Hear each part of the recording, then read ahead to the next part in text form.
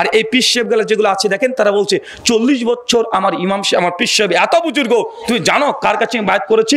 40 বছর জামাতে নামাজ পড়েনি। কেন? বলছে এই এলাকার মসজিদে নামাজ পড়লে কত নাকি, তো 25 থেকে 27 গুণ নাকি বেশি। বলছে যে মসজিদুল হারামে পড়ে মক্কার মসজিদে, হাদিস বুখারী 1 লাখ লক্ষ রাকাতের নামাজের সব পেয়ে যাবে। মানে মসজিদুল হারামে একবার যদি মাগরিব পড়েন তাহলে কতবার মাগরিবের সমান? 1 লাখ। বলছে তাহলে এই মসজিদে নামাজ পড়ে দরকার কি? আমার পীর সাহেব জায়নামাজে দাঁড়িয়ে থাকে, আল্লাহু আকবার বলে, পীরও নাই জায়নামাজও নাই, মক্কা তখন নামাজ পড়ছে।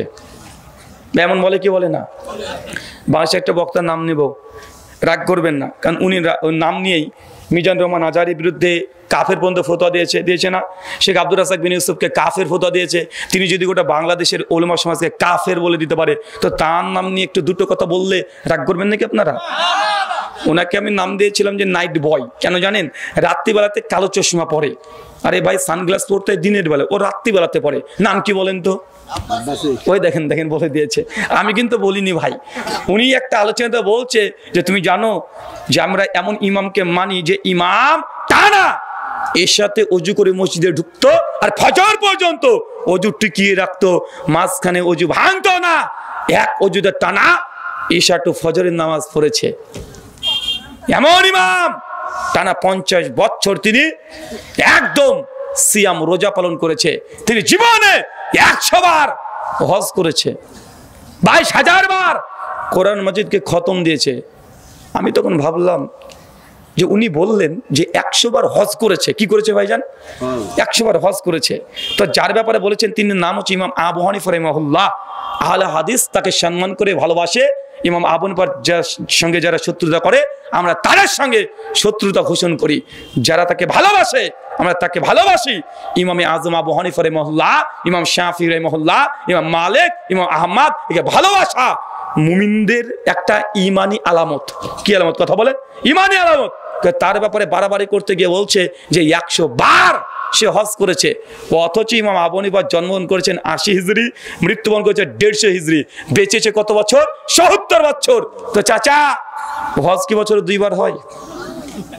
হায়াত পেলে 70 বার, হজ করলে 100 বার, ব্যাপার তো মিলে না। ব্যাপার মিলছে? কথা বলেন। আবার বলছে এর সাথে অজু করে ঢুকেছে, ফজর পর্যন্ত নামাজ পড়েছে, অজু ভাঙে নাই। 1 দিন 2 দিন 10 দিন 1 বছর 10 বছর 20 বছর নয়, টানা 40 বছর। 4 কেনে ব্যাপার, 40 বছর এসব টু ফজর। আমার সাদা মনে সাদা প্রশ্ন, ভাই 40 বছর ধরে এই নিজ দিয়ে ফুসফাস কিছু হয়নি? আচ্ছা বুঝলাম আল্লাহর ওলিদের ব্যাপার, আমরা এমন জল ব্যবহার না করি, তার অনেক সম্মানিত ব্যাপার। সেই সময় তো হয়তো খাবারের মধ্যে এত ভেজাল ছিল না, এত ফরমালিন ছিল না, তাই ফুসফাস হতো না। কিন্তু প্রস্রাব পায়খানার তো দরকার আছে, হ্যাঁ দরকার আছে না নাই? আচ্ছা তাও বাদ দিলাম, পীর সাহেবদের হয়তো লাগে না। এখন স্ত্রী আছে তো, 40 বছর স্ত্রী, স্ত্রীর হক কিভাবে রক্ষা করতে হবে? 40 বছর যদি এসব টু ফজর কোন সময় আর আছে? এখন বলতো হুজুর শুধু রাতে কি স্ত্রীর কাছে হক আদায় করতে হবে, দিন তো পড়ে আছে। কিন্তু যে এনাতুল আব্বাসী সাহেব বলে দিয়েছে যে টানা 50 বছর দিনের বেলা রোজা রেখেছে, তো ফজর তো আবার মাগরিব শেষ, ঘেরে গেল না? তো এখন হক রক্ষা করলো কোথায়? কোথায় হক রক্ষা করলো? আমার প্রশ্ন এগুলোই তোই নয়, আমার সাদা মনে একদম সাদা প্রশ্ন। চাচা বলেন তো, এই কেউ যদি অজু করেছে, অজু করার পরে ঘুমিয়ে গেছে, অজু আছে না গেছে? অজু ভেঙে যাবে না? সমস্ত উম্মতের ঐক্যমতে অজু করার পরে কেউ যদি ঘুমিয়ে যায়, অজু থাকে না, অজু ভেঙে যায়, তাই তো? আচ্ছা চাচা, তাহাজ্জুদের নামাজ কাকে বলে? মিনাল লাইলি ফাতাহাজ্জাদ বিহি, সূরা বনী ইসরাঈল আয়াত নাম্বার ৭৯। আল্লাহ বলছেন নবীর উপরে এই তাহাজ্জুদ নামাজকে তিনি বাধ্যতামূলক করে দিয়েছেন। তাহাজ্জুদ কাকে বলে? সবাই একমত, তাহাজ্জুদ বলে ওই নামাজকে যে নামাজ ঘুম থেকে উঠে পড়া হয়। কি করা হয়? তাহাজ্জুদের জন্য কি শর্ত? আরো জোরে, কি শর্ত? ঘুম থেকে ওঠাটা শর্ত। ফতোয়া শামিতে কিয়ামুল লাইলের অধ্যায়ে প্রথমেই মাসালা আলোচনা করেছে যে তাহাজ্জুদের জন্য পূর্বে ঘুম থেকে উঠে তারপরে 2 রাকাত করে নামাজ পড়তে হবে, এটাকে তাহাজ্জুদ বলে। কিন্তু কেউ যদি রাত্রিতে না ঘুমায়, সারা রাত যদি জেগে থাকে আর যদি নামাজ পড়ে, ওটা তাহাজ্জুদ নয়, ওটা নফল নামাজ হবে। কি নামাজ হবে? নফল নামাজ। তার মানে আমরা শিখলাম তাহাজ্জুদের জন্য ঘুম থেকে ওঠা শর্ত, যদি আহলে ইসলাম এই শর্ত লাগায় না, তারা এই শর্ত লাগিয়েছে। এখন আমার এবার প্রশ্নটা আপনি শোনেন, একটু বুঝেন তো। আচ্ছা, তাহাজ্জুদের জন্য কি শর্ত বললাম? ঘুম শর্ত। ঘুমালে কি থাকে না? তাহলে ইমাম আবু হানিফা রাহিমাহুল্লাহ যদি রাত্রেবেলাতে যে তাহাজ্জুদ পড়ে, তাকে ঘুমাতে হয়েছে কি হয় নাই? যদি ঘুমায় কি থাকবে না? তাহলে বলছে যে না 40 বছর নাকি একজিতে এই শর্ত ফজর করে ফেলেছে। তার মানে বোঝা যাচ্ছে যে বাস্তবতার সহিতের বিরুদ্ধে কথা নাই। কথা বলেন, সনদের তাকে আমি করছি না। তারিখে বাগদাদের মধ্যে এই ঘটনা ইমাম খাতিব বাগদাদি 463 হিজরিতে ইমাম আবু হানিফা রাহিমাহুল্লাহ জীবনীতে 13 নম্বর খণ্ডের 322 নম্বর পৃষ্ঠায় নিয়ে এসেছে। সনদ নিয়ে ডাইরেক্ট লাস্তালাও কোনো ভিত্তি নেই। কিন্তু তাহলে মতনের পরে যদি আমরা আলোচনা করতে যাই, এখানে ডাইরেক্ট বোঝা যাচ্ছে ইমাম আবু হানিফা রাহিমাহুল্লাহ তিনি তাহাজ্জুদ পড়তেন কি পড়তেন না? পড়তেন। যদি পড়তেন তাহলে তো রুজু ভেঙেছে। কেন? ঘুমিয়ে গেলে তো রুজু ভেঙে যায়। আর যদি না না না না না না না না না অজু টিকে অজু ছিল না, অজু ছিল সেটা ফজর, তাহলে বলতে হবে তাহাজ্জুদ পড়েনি, নফল নামাজ পড়েছে। কথা বুঝতে পারলেন না মনে হয়? কোনটা টিকাবেন? যদি তাহাজ্জুদ টিকাতে যান অজু ভেঙে গেছে, আর অজু টিকাতে যান তাহাজ্জুদ ভেঙে গেছে। এখন যেটা ইচ্ছে সেটা করেন। আমি বলি যে ঘটনাটা ডাইরেক্ট ইমাম আবু হানিফা মিথ্যা রচনা করা হয়েছে। কথা কি বুঝতে পারলেন আপনি? কারণ তিনি জানেন, তিনি এই হাদিসটা বুখারী জানেন না। আল্লাহ বলছেন যে সারা রাত তাহাজ্জুদের নামাজ পড়ে ফালাইসা মিন্না, তারা আমাদের দলভুক্ত না। সেই বুখারী হাদিস ইমাম আবু হানিফা তিনি জানতেন, ডাইরেক্ট তিনি জানতেন তিনি হাদিসের বিরুদ্ধে কোনো আমল করতে পারেন না। তার নামে মিথ্যা কথা এগুলো রচনা করা হয়েছে। গুনিয়াতুত তালেবিনের মুকদ্দমাতে আব্দুল কাদের জিলানী রাহিমাহুল্লাহর জীবনীতে লিখছে যে আব্দুল কাদের জিলানী রাহিমাহুল্লাহ তিনি কোরআন মাজিদ মায়ের পেটে থেকে 1 পারা 2 পারা নয় 22 পারা মুখস্থ করে বের হয়েছে। কত পারা? 22 পারা। আশ্চর্য, পেটের মধ্যে থেকে 22 পারা শেষ মুখস্থ করে ফেলেছে। সূরা নাহলের 78 নম্বর আয়াত খুলে দেখেন, আল্লাহ বলছে মানুষকে আমি মানুষের পেট থেকে বের করে একদম কিছু জানে না এই মতো কোরআন মানবো না কারামত মানবো? এখন বলেন কোনটা মানবো? কোরআন এক কথা বলে, সমাজ চলছে আর এক রকমের।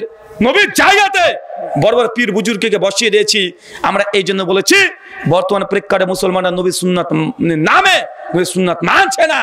সমাজের প্রচলিত রীতি প্রচলিত মানে যতগুলো মতবাদ আছে আমরা সেগুলোর পেছনে ছুটছি না। চাচা এই হাদিসের দিকে আবার আসেন। সারা রাতে তাহাজ্জুদ নামাজ পড়া নাজায়েজ নয়, কিন্তু আপনি যদি প্রত্যেক দিন পড়েন তাহলে এটাকে বলা হয় হাদিসের ভাষায় বেদাত। এটা গুনাহ হবে। ব্যতিক্রমে 1 দিন 2 দিন পড়েছেন সমস্যা নেই। আরেকটু আপনাকে উসুল বুঝিয়ে দিই। আল্লাহ নবী সবুজ পোশাক পরেছেন, সবুজ টুপি পরেছেন। হাদিস বুখারী মুসলিম আবু দাউদ থেকে প্রমাণিত। কিতাব লিবাসে আছে। কিন্তু কোন পীর যদি কোন আলেম যদি বলে আজ থেকে আমরা সবুজ পোশাকটাই পরবো, বাকি সব পোশাক বর্জন করে দেব, জানেন সবুজ পোশাক পরা কি জায়েজ কি না জায়েজ? জায়েজ। সুন্নাত কি সুন্নাত নাই? নবীও পড়েছেন আলহামদুলিল্লাহ। কিন্তু কেউ যদি বলে শুধু এটাই পরবো আর অন্য কোনো পোশাক পরবো না, এটা কি হলো? এটা কি হলো? এটা বাড়াবাড়ি হয়েছে কি হয়নি? মানে যে আমলটার যতটুকু গুরুত্ব, যেটা সুন্নাত সেটা সুন্নাতে গুরুত্ব দিতে হবে, যেটা ফরজ সেটা ফরজে গুরুত্ব দিতে হবে। মুস্তাহাব জিনিসকে যদি বাড়িয়ে আপনি ফরজ বানিয়ে দেন, এটা তখন হয়ে যায় কি? কথা বলে বেদাত। ঠিক তাহাজ্জুদ নামাজ রাত্রিবেলাতেই পড়তে হয়, এবং তাহাজ্জুদ নামাজ রাত্রিতে পড়বেন এটাই ভালো। তাহাজ্জুদ পরে ঘুমাতে হয়।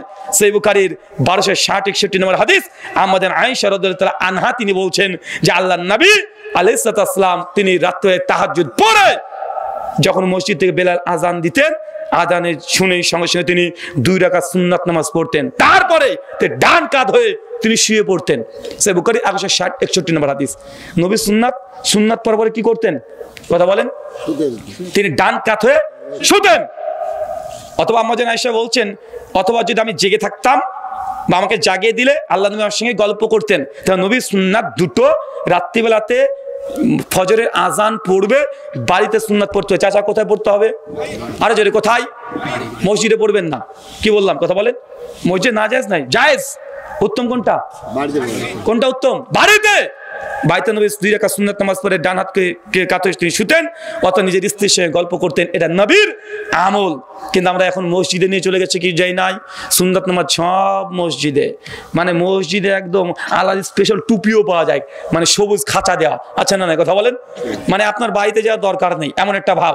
অথচ ওই একই নামাজ যে বাড়িতে আপনি নফল যদি পড়েন, সুন্নাত নামাজ যদি বাড়িতে পড়েন, ডবল নাকি আছে না নাই? প্রত্যেক ধাপে ধাপে মসজিদে এগিয়ে যাবেন নাকি আছে না নাই?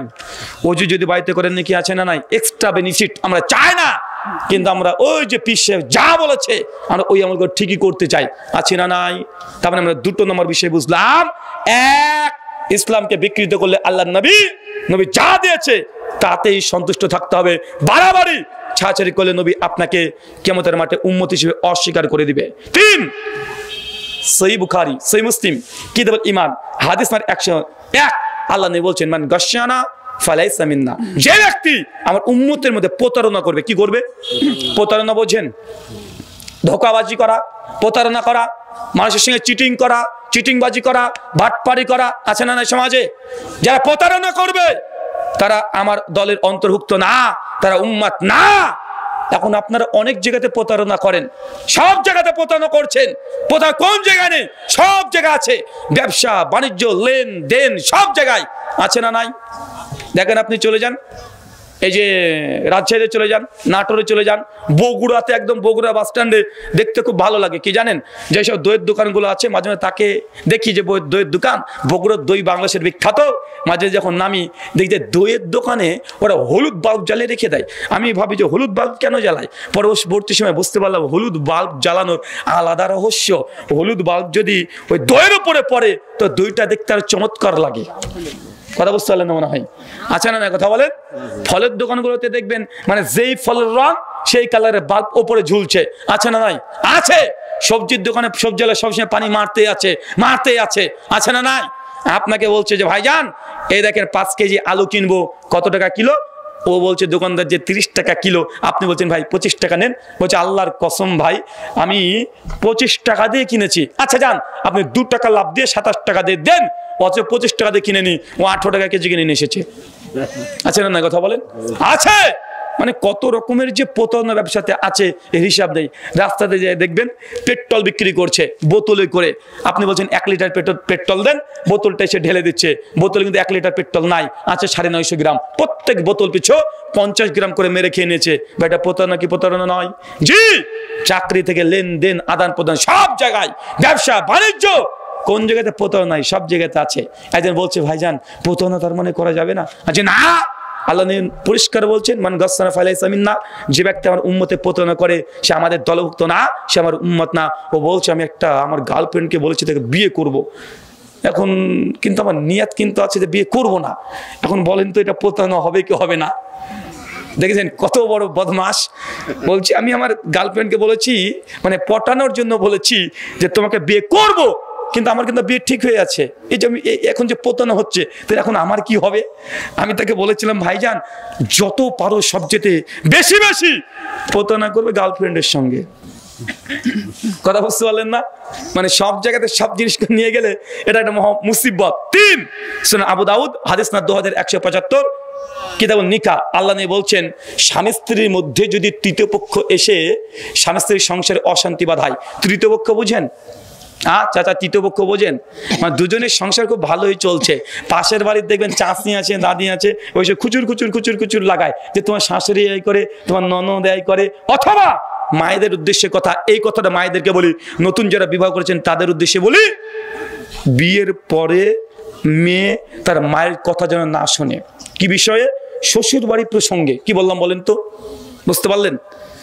মানে বিয়ে হয়ে গেছে, নতুন বউ তুমি এখন তোমার মায়ের সঙ্গে তোমার শ্বশুর বাড়ির ব্যাপারে দুর্বল পয়েন্টগুলো বলবে না যদি সংসারকে টিকিয়ে রাখতে চাও।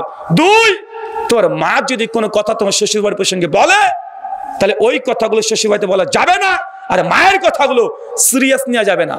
আর মা যতটুক খালার কথা শোনা যাবে না, কানে আঙুল দিতে হবে। মানে ইনি হচ্ছেন মাস্টার, মেয়েদের সংসার ভাঙার সবচাইতে বড় মাস্টার হচ্ছে এই মা আর খালা। কঠিন লাগতে পারে কথাটা, কিন্তু এটা বাস্তব। অধিকাংশ সংসারে আমরা দেখেছি তালাকের যখন ফতোয়া আসে বা তালাক ডিভোর্সের ফতোয়া আসে, এই কারণটা সবচেয়ে বেশি দেখি যে মেয়েকে তার খালা উল্টাপাল্টা বলেছে, অর্থাৎ তার মা উল্টাপাল্টা বলেছে, তোর শাশুড়ি খারাপ, তোর দেওয়ার খারাপ, তোর ননদ খারাপ, তোর এই খারাপ ওই খারাপ করে মেয়েটার মাথাকে শেষ করে দেয়। আল্লাহ নেই বলছেন, দুজন স্বামী স্ত্রীর মধ্যে তৃতীয় পক্ষ কেউ যদি এসে সংসারকে যদি দ্বন্দ্ব লাগিয়ে দেয়, এই ব্যক্তি ফালাইসা মিন্না, আমাদের দলভুক্ত না। চুগলখড়ি ছাড়তে হবে, সংসার কি ছাড়তে হবে? চুগলখড়িটা ছাড়তে হবে। 2, মা বাবার উদ্দেশ্যে আমার একটা পরামর্শ, মা বাবা দুজন। আমাদের বাঙালি মায়েদের মধ্যে কি সমস্যা জানেন? আমাদের বাঙালি মায়েদের মধ্যে সবচেয়ে সমস্যা বেশি যে ছেলেকে যখন বিয়ে দিয়ে দেয়, ছেলেটা বিয়ে করে বউকে নিয়ে এসে এখন স্ত্রীর সঙ্গে সময় দিচ্ছে, এখন স্বাভাবিকভাবে মাকে আর সেভাবে সময় দিতে পারে না। এখন মা ভাবছে যে আমার ছেলেটা পর হয়ে গেছে, আমার ছেলেটাকে চুরি করে নিয়েছে, আমার ছেলেটা বউর দিকে চলে গেছে, আমার দিকে আর নাই। ভাই এমন আছে না? নাই কথা বলেন তো। মাকে বোঝার দরকার ছিল যে মা তুমি বিয়ে দিয়েছো কেন?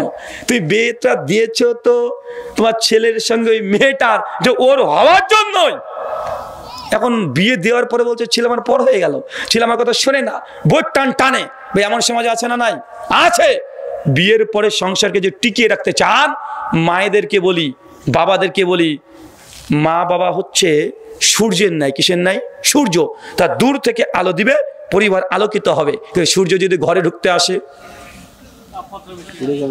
পুরো ছারখার হয়ে যাবে না? তো বিয়ের পরে ছেলে মেয়ে তারা সংসার করবে, বৌমা ছেলে সংসার করবে, তারা হাসি খুশিতে থাকবে। মায়েরা বাইরে থেকে দেখে ভালো যদি কোনো পরামর্শ হয় বলবে, নচেত বলবে না। কেন? কারণ মনে হয় এই যে আমাদের বর্তমান সমাজে এজ জেনারেশন একটা গ্যাপিং পড়ে যায়। মানে এখনকার ছেলেদের যে মেন্টালিটি, তাদের যা চিন্তাধারা, এখন আমি এই সমাজের চিন্তাধারার সঙ্গে খাপ খাওয়াতে পারবো। কেন? কারণ আমিও তাদের সঙ্গে সঙ্গে চলছি।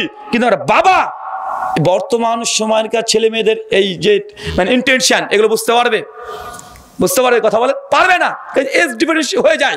এই জন্য বাপ মাকে ছেলে মেয়ে বিয়ে হয়ে গেলে তাদেরকে ছেড়ে দেওয়ার দরকার। তোমরা সংসার করো, যদি কোনো কিছু খারাপ দেখে তখন তারা দূর থেকে তার সে বিষয়টাকে নিয়ে তারা সমাধান করবে।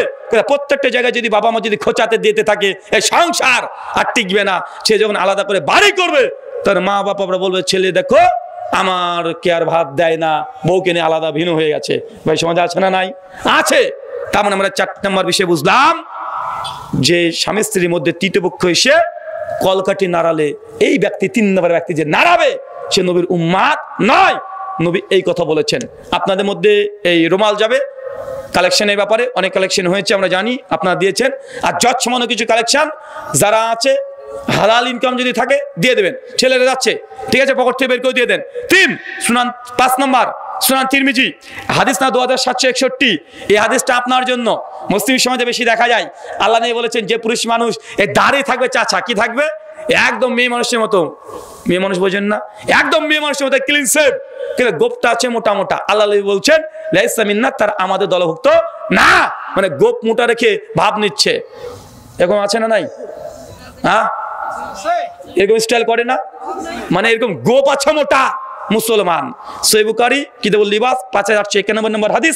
আল্লাহ নবী পরিষ্কার বলেছেন যে নবীদের 5টা সুন্নাত, প্রত্যেক নবীদের এক গোপটাকে একদম চেঁচে ফেলা, একদম ছোট করা, আর দাড়িটাকে বড় রাখা। এই মাতব্বর করেছে কি, দাড়িটাকে চেঁচে গোপটাকে রেখেছে।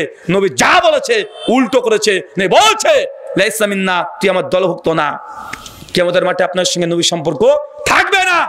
আজকে আপনাকে গোপটাকে চেঁচে বাদ দিতে হবে আর দাড়িটাকে ছেড়তে হবে। যদি নবীর সুপারিশ পেতে চান, নবীর সঙ্গে যদি জান্নাতে যেতে চান, আপনাকে আজকের পর থেকে দাড়িটাকে ছেড়ে দিতে হবে। দাড়ি নিয়ে সমস্যা, হুজুর দাড়ি কিভাবে রাখবো? দাড়ির 4টে বিধান। কয়টা? 4টে। 1, দাড়িটাকে চাচা হারাম। 2, দাড়িটাকে রাখবেন মুসলিম, এটা ফরজ, সুন্নাত নয়। দাড়ি রাখা বা দাড়ি রাখা সুন্নাত না, দাড়িটাকে বড় করা, নিজের গতিতে ছেড়ে দেওয়া, এটা সুন্নাত। 4, দাড়িটাকে এই যে এক মুষ্টির পরে এই অংশটুকু কাটতে পারবেন কি পারবেন না, এটা নিয়ে সালাফদের মধ্যে মতভেদ আছে, কিন্তু এই 3টে নিয়ে মতভেদ নেই। 1, দাড়ি রাখা ফরজ। 2, দাড়ি চাচা হারাম। 3, দাড়িকে ছেড়ে দাও সুন্নাত। দাড়ি এখন কাটতে পারবেন কি পারবেন না, এটা নিয়ে মতভেদ। তাই আপনি মনে করিয়েন না যে দাড়ি রাখা সুন্নাত, দাড়ি বড় করা সুন্নাত। কি বললাম কথা বুঝতে পারছেন কি আমার? কিন্তু এই লোক কি করেছে, ও দাড়িটাকে চেয়েছে, গোপটাকে মোটা রেখেছে। নবী বলছেন সুনান তিরমিজি 2761 নম্বর হাদিস, একদম সহিহ সনদে শেখ আলবানী শেখ শিহাব নওত সহিহ বলেছেন, সে ব্যক্তি লাইসা মিন্না, আমাদের দলভুক্ত না। কয়টা বললাম? সুনান আবু দাউদ হাদিস 3130 সনদ সহিহ। আল্লাহ বলছেন কোন মৃত ব্যক্তির সামনে যদি মাতম করে, মাতম বুঝেন মানে একটা ধরেন আপনার বাবা মারা গেছে আর মেয়ে দুই বোন একসঙ্গে এসে বাপের বুকে মারছে, বাবা গো আব্বা গো, এই যে কি যে করে, এখন দেখা যায় কি যায় না, ঘটা করে আনুষ্ঠানিকভাবে কান্নার অনুষ্ঠান জুড়ে দিয়েছে, জোরে জোরে বুককে চাপড়াচ্ছে, বুক টুক ছিঁড়ছে, চুল টুল উল্টোপাল্টা করছে, কবিতা ভাঙে ছন্দ মিলিয়ে কান্নাকাটি করছে। আল্লাহ বলছে যে এইভাবে মাতম করবে মৃত ব্যক্তির জন্য লাইসা মিন্না, তারা আমাদের দলভুক্ত না। মায়েদেরকে বলি, আপনার বাবা মারা গেছে জানি, হৃদয় থেকে রক্তক্ষরণ হচ্ছে, আত্মীয় মারা গেছে হৃদয় থেকে রক্তক্ষরণ হবে, স্বাভাবিক। সুনান আবু দাউদের হাদিস 3132 নম্বর হাদিস, আল্লাহ বলছেন একটা মানুষ যদি মানুষ যদি মারা যাওয়ার পরে তাকে যদি একটু আঘাত করা হয়, এই যে এই আঘাতটা করলেন, এই আঘাতটা যতটা ওজন, মানুষ মারা যাওয়ার পরে এই ওজনটা তার জন্য ডবল হয়ে যায়। বুঝতে পারলেন না মনে হয়? আপনি একটা ছোট্ট বাড়ি মারলেন, এটা যতটা লেগেছে একটা তাজা মানুষের, জীবন্ত মানুষের, মৃত মানুষের জন্য এই মানে এই যে লাগাটা, ব্যথাটা ডবল হয়ে যায়। কথা বুঝতে পারলেন? তার জন্য মৃত মানুষের কাছে গিয়ে বুক চাপড়ানো, তার জন্য কান্না করা, সেই বুখারী মুসলিমের হাদিস, মৃত ব্যক্তির জন্য কেউ যদি ক্রন্দন করে, চিৎকার মেরে কাঁদাকাটি করে, হাই হুপিচ করে যদি কাঁদাকাটি করে, বুক আশ্রায়, আল্লাহ নবী বলছেন তাহলে মৃত ব্যক্তিকে ওই ব্যক্তির কারণে আযাব দেওয়া হবে। অবশ্যই কাঁদবেন, চোখ দিয়ে পানি আসবে, খুব বেশি কান্না চলে আসছে ওইখানে নাই, ঘরে চলে যান, আপনি কান্না করেন, সামনে নয়। কথা বুঝতে পারলেন? কারণ এই কাঁদন দিয়ে আপনার বাপের আপনি কল্যাণ করতে পারবেন না। কল্যাণ করার জন্য বাপের জন্য দোয়া আছে, দান আছে, সাদকা আছে, এইগুলো দিয়ে বাপের প্রতি ভালোবাসা মহব্বত দেখান।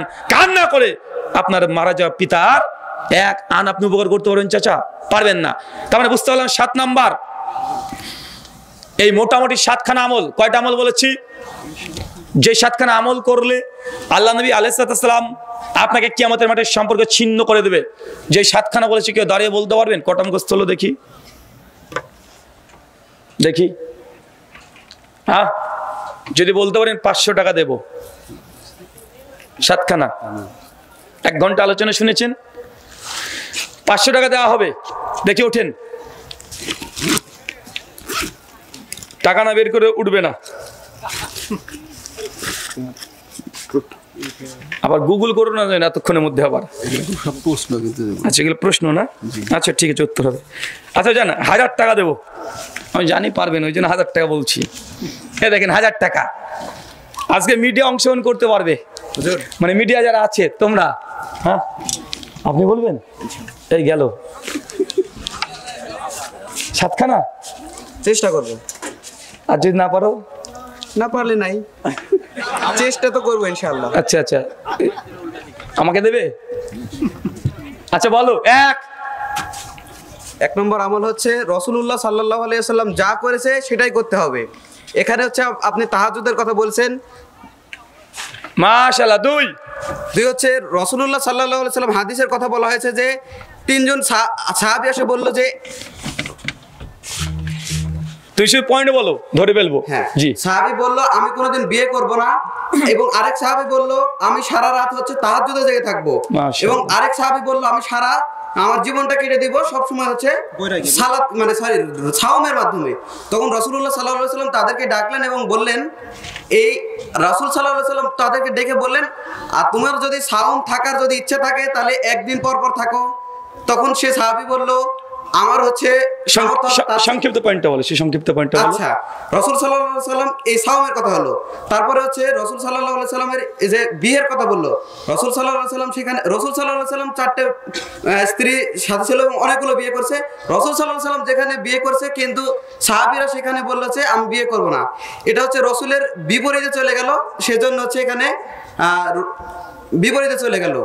আর রাসূল সাল্লাল্লাহু আলাইহি ওয়াসাল্লাম যা করেনি সেটা করা যাবে না, সেই কথা এখানে বলতে। আচ্ছা 3 নম্বর হচ্ছে এই যে 3 নম্বর হচ্ছে কেউ ইশারাত 1000 টাকার ব্যাপার। হ্যাঁ, কেউ যেন আপনার টাচ দেন না। রাসূল সাল্লাল্লাহু আলাইহি ওয়াসাল্লাম তাহাজ্জুদের সালাত জেগে পড়েছেন, মানে সরি তাহাজ্জুদের সালাত আদায় করেছেন এবং কে ঘুমিয়ে গেছেন। মাশাআল্লাহ। এখন 4 শুধু পয়েন্টগুলো বল। 4 হচ্ছে হাত তুলে মোনাজাত করা, রাসূলুল্লাহ সাল্লাল্লাহু আলাইহি। 5 তারপরে সে পয়েন্ট বললেই হবে। আচ্ছা 5 1000 টাকার ব্যাপার ভাই, কে বলিস না 5 থেকে। না না, সুন্দর হচ্ছে হবে হবে। আরে আমি তো এটা চাই, আমি চাই ওই 1000 টাকা নিয়ে নিক, ওই জন্য তো বলেছি। আর মিডিয়ারা সাক্ষী, আমি আলোচনার শেষে প্রশ্ন উত্তর রাখি বা আলোচনার শেষে আমি কি বললাম এটাকে সংক্ষিপ্তভাবে, গোটা আলোচনা ভুলে গেল যে 6টা পয়েন্ট যেন না বলেন, এই জন্য 6টা পয়েন্ট আপনাকে বলে দেবো, কেউ বলতে বলে টাকা পাবেন, এটা নিঃসন্দেহে জানেন। এখানে আছে শবে বরাত, এই রাসূলুল্লাহ সাল্লাল্লাহু আলাইহি। আচ্ছা 5 হয়ে গেছে। 6 পেছন থেকে একজন বলছে, আমি কিন্তু শুনতে পাচ্ছি, যদি বলে দেয় 6টা ওনার কাছ থেকে 500 টাকা নেওয়া হবে। ঠিকই। আচ্ছা তারপর 6 বলো। না আর মনে করছে না। আর মনে পড়ছে না কি? আলহামদুলিল্লাহ পড়বো নাকি? হ্যাঁ সংসারে তৃতীয় ব্যক্তির আগমন, সংসারের তৃতীয় ব্যক্তির আগমন টুকলি হয়েছে। এখন কি হবে? আলহামদুলিল্লাহ উনি যে কথা পয়েন্ট বলেছেন তার মধ্যে হেডিং কয়টা ভুল হয়ে গেছে, আর মানে 1000 টাকা বেঁচে গেছে। কথা বুঝতে পারলেন? আচ্ছা আর কে অংশগ্রহণ করবেন? আরেকজনকে চান্স দেবো। 1000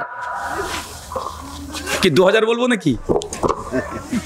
তুমি মনে রাখবে কি কি বলেছো, কারণ আমি যখন বলবো শেষে যদি আবার বলো যে আমি তো সবগুলো বলেছি, আমাকে দিল না কেন, ওরকম যেন না হয়। আর কে বলবেন?